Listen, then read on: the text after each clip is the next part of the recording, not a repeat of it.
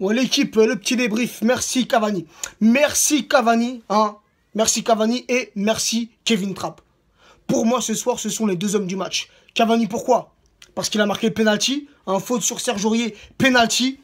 Certains diront que le penalty, il est discutable. Et certains diront qu'il y a bien faute sur Serge Aurier. Moi, je fais partie des gens qui pensent que sur Serge Aurier, à vitesse réelle, il y a faute sur Serge Aurier. Voilà, donc penalty accordé, but de Cavani, 1-0, les 3 points. Heureusement, car ce match, quand même, ce match, il était compliqué. Alors certes, parfois, les Nancéens ont mis le bus, mais quand même, c'est une équipe qui a tenté des choses et qui, à plusieurs reprises, a failli marquer. Donc, aussi, un grand merci à Kevin Trapp, qui ce soir a été monstrueux et à la hauteur dans ce match. Surtout en première mi-temps, la frappe là du Nancéen, le Renoir, et une très belle parade, magnifique parade de Kevin Trapp. Donc, pour moi, ce soir, les deux hommes du match, les deux vrais hommes du match, Kevin Trapp dans un premier temps et El Matador, parce qu'il marque sur penalty et il nous offre cette victoire, ces 3 points qui nous permettent de revenir à la hauteur de Monaco. Voilà. Donc, c'est très important. Je sais pas, mais j'ai l'impression que les joueurs, que nos joueurs, dans ce match-là, ils n'étaient pas dedans. Ils étaient déconcentrés. Certes, il y a un match très important, très important, qui arrive mercredi contre le FC Barcelone, match retour, des 8e de finale de la Champions League. Mais voilà, match par match. La Ligue 1, c'est la Ligue 1, faut rester concentré. Faut rester concentré parce que l'objectif, c'est aussi le championnat. C'est cette première place qui est pour l'instant détenue par Monaco. Donc, la Ligue 1, ça reste un objectif. Faut pas se déconcentrer. Chaque match, son match. Voilà, je sais pas trop comment dire, mais chaque match, son match. Les matchs de Ligue 1, faut rester absolument concentré. C'est une compétition importante et elle est loin d'être terminée. Et quand tu es en Champions League, ou quelques jours avant, tu te concentres, tu te mets à fond dans le match de Champions League. Voilà, comme là, mercredi contre le FC Barcelone. Mais faut pas se laisser déconcentrer. Faut pas se laisser déconcentrer. Ce soir, nos joueurs, pour moi, ils ont eu des manques de concentration, manque de lucidité. Surtout, dans nos passes. Combien de fois il y a eu des hors-jeux? Et Kurzawa et Serge Aurier, surtout en première mi-temps, un manque de leur part, un manque de se projeter en avant. Voilà, comme ils le font habituellement. Les deux défenseurs, habituellement, ils se projettent à l'avant. Là, ce soir, surtout en première mi-temps, il n'y a presque rien eu. Presque rien eu. Donc ça, c'est pas normal. Parce que notre jeu aussi, il est basé sur le fait que les deux défenseurs latéraux puissent monter pour adresser de beaux centres à nos attaquants. Donc voilà.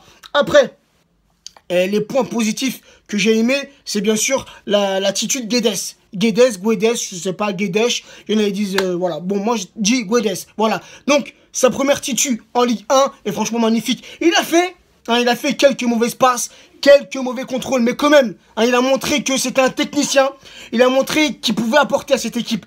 Donc, moi je suis confiant pour ce tout jeune joueur. Après, point positif aussi, l'entrée d'Hatem Ben Arfa.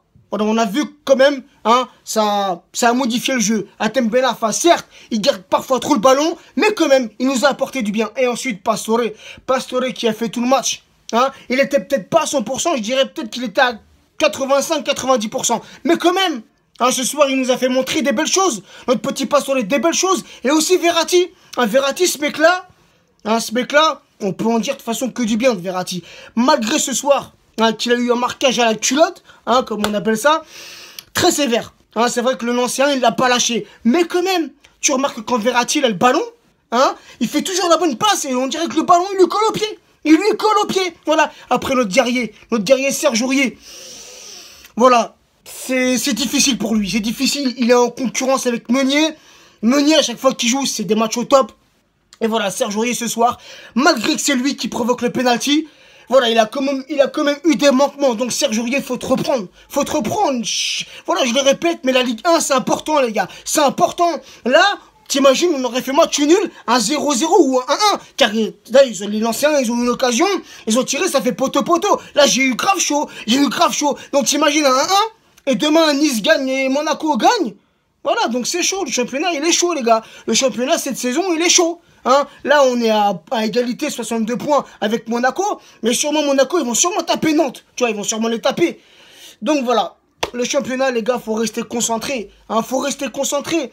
Ça serait bête de finir deuxième de ce championnat. Même si, franchement, en toute sincérité, Monaco mérite quand même de gagner ce championnat. Parce que il faut des gros matchs. En tout cas, en Ligue 1, ils font des gros matchs. Donc, sincèrement, Monaco mériterait de gagner ce championnat. Mais nous, on ne peut pas se permettre, les gars, de finir 2 ou 3e. C'est la première place ou rien du tout. Certes, si on finit 2e de ce championnat, mais qu'en Ligue des Champions, on passe au moins ce cap d'écart, même si on s'arrête en demi, je serais content. Je serais content. Mais si on s'arrête en 8e, contre le Barça, là, au match retour, s'ils nous mettent 5 buts, voilà, pour moi, tout est possible. Mais voilà, pour moi, on passera ces 8e de finale. Mais si jamais on s'arrête en 8e, ou au pire en quart de finale, et qu'on finit 2e, ça je l'accepte pas. Je l'accepte pas. Pas du tout. Donc, à nos joueurs les gars, restez concentrés. Et Emery, c'est quand tu vas faire débuter Lo Celso? Quand est-ce que tu vas faire rentrer ce joueur dans l'effectif? Enfin, pas dans l'effectif, mais au moins sur le terrain. Pour qu'il puisse au moins jouer, je sais pas, les 20-15 dernières minutes. Quand moi j'ai vu pas mal de vidéos de Lo Celso. Dès que j'ai su qu'il allait signer chez nous l'été, j'étais sur internet, je me suis renseigné, j'ai vu pas mal de vidéos, des matchs qu'il a fait avec son ancien club. Mais les gars, ce joueur-là, c'est une pépite, une petite pépite, comme Pastore au début, comme Marco Verratti, des joueurs pas connus, pas très connus, mais qui de match en match, d'entraînement en entraînement, progresse. Voilà, donc Lo Celso, j'en suis sûr et certain que c'est une future petite pépite et elle est chez nous. Donc Emery, s'il te plaît, lance-le au moins en Coupe de France. Lance-le. Il n'y a rien à perdre, rien à perdre. Repose les cadres et lance Lo Celso. Voilà, c'est tout ce que j'avais à dire, la famille. Les 3 points, on est toujours 2e ex-aequo avec Monaco. Donc c'est parfait, même si je suis pas totalement satisfait du match de cet après-midi. Pas totalement.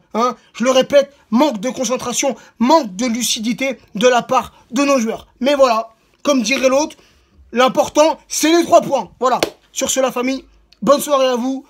Et on se retrouvera dans quelques jours là pour l'avant-match Barça-PSG et aussi pour le débrief Barça-PSG. Merci à tous. Encore un grand merci à tous ceux qui me suivent sur ma chaîne YouTube, sur Facebook, sur Snap, sur Instagram. Bref, merci à tous. Continuez. Et aussi, félicitations aux Ultras qui ne lâchent rien. Du début à la fin, c'est que des encouragements. Donc c'est parfait les gars. Ne lâchez rien. Continuez comme ça. Ciao la team.